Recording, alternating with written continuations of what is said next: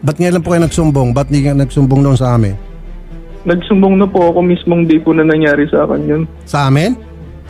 Opo. Oh. Bakit ngayon yung pinating sa akin? Tapos sinubol niya rin po yung sa akin po.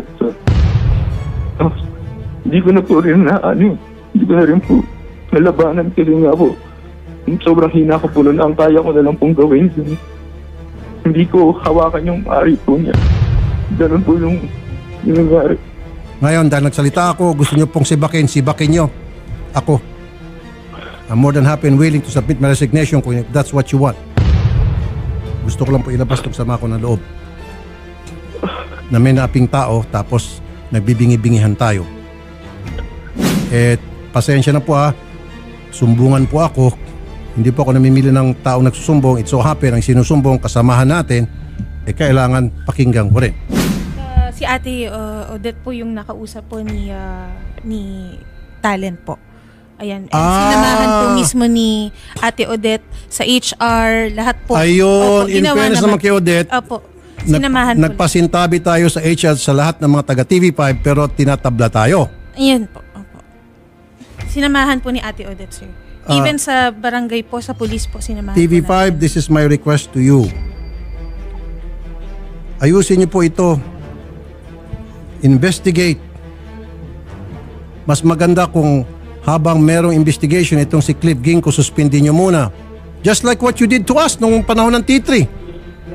Issue niyo kami ng show cause order dahil may mga sumbong, dahil kami ay maingay sa T3, kami may mga napagalitan at hindi nagustuhan ng mga napagalitan, sinususpindi nyo ako, kami, then do it to Cliff Ginko. Ba't di nyo magawa kay Cliff Ginko? What makes him so special? Masisira, itataya na kayo dyan sa baba, sa news, itataya nyo yung pangalan ng istasyon dahil lamang sa isang tao? Come on guys, use your heads. Do not do this. Huwag niyong sirain. Baka sabihin niyo, wala akong utang na loob. No. I'm doing what is right. Siguro kahit na yung pinakamayari ng TV5 would agree with me. Ito, magsasalita na ako. Now it can be told. Noong panahon, ako po'y under sa news. Pag meron kami mga ginawa na labag, may reklamo laban sa amin, panahon pa ng T3, we were given show cause order. Totoo yan. Mula kay Ben, Erwin, and I. Pag meron kami ginawa na hindi tama sa tingin nila o dahil may sumbong galing sa labas, ini-issuean kami ng show cause order ng management. And now, this Cliff Ginko, hindi nyo kayang issuean ng show cause order? How important is this guy? What makes him so fucking special? Sorry, pardon me. Nakapagsalita ako ng fucking. Iyan nyo.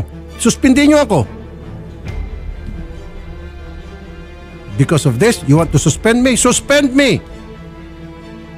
Do me a favor.